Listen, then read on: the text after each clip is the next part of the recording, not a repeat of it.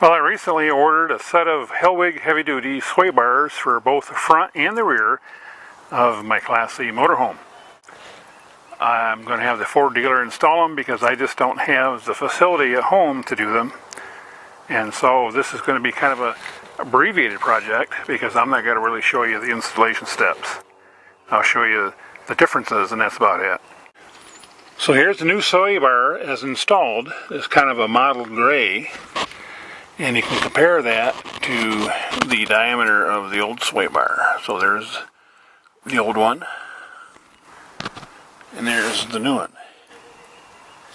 And maybe a little bit hard to tell, but this is that big around, and this is a lot thinner.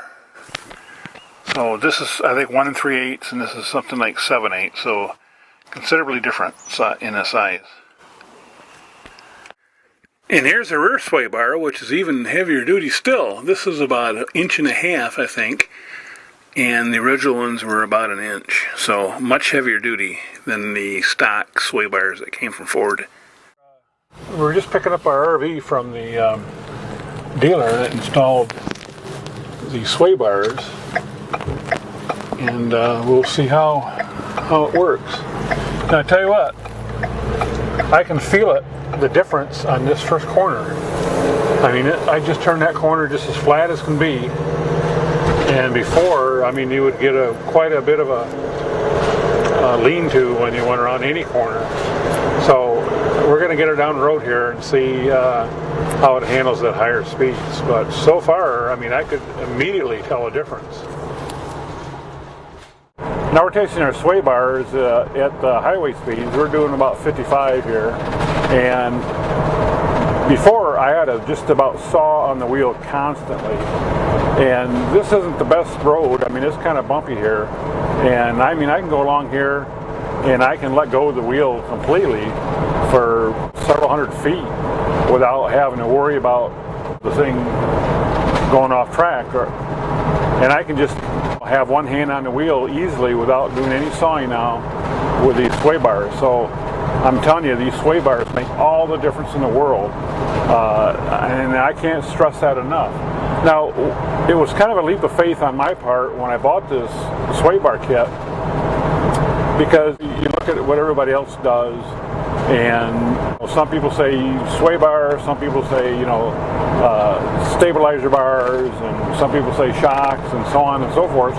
Well, I'm sure that they all improve things incrementally, and you may very well want to go with all of those things at some point.